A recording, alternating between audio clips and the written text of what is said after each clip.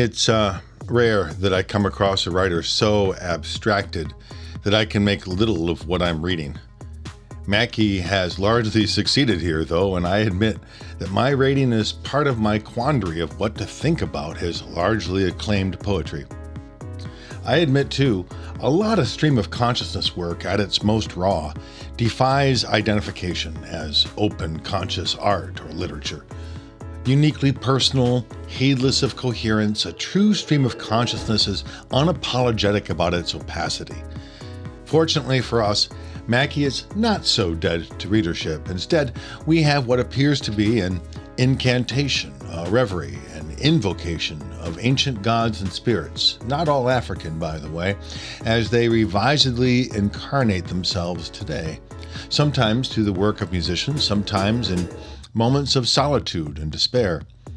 Even so, while I can make my way fairly well through Joyce, or perhaps more appropriate here, the poetry of Fred Moten, Nathaniel Mackey's pages invite readers mostly to be carried along for the ride, regardless of comprehension.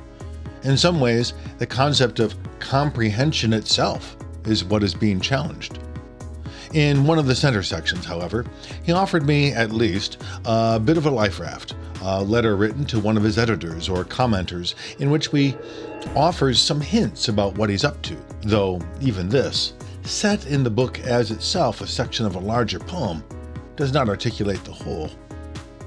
Mackey does have a coherence of themes or motifs, and it's clear he's in some ways conscious of maintaining their integrity even while calling upon his spirits. Philosophies of gratuity, of worthiness, of appeal, all subtly wend their ways. For some time in the reading, I was convinced that part of my problem was a basic unfamiliarity with enough African lore and tradition to give this poetry proper credence. And I still believe this is somewhat the case. But Mackey clearly is not so firmly rooted in Black history for this to explain it completely.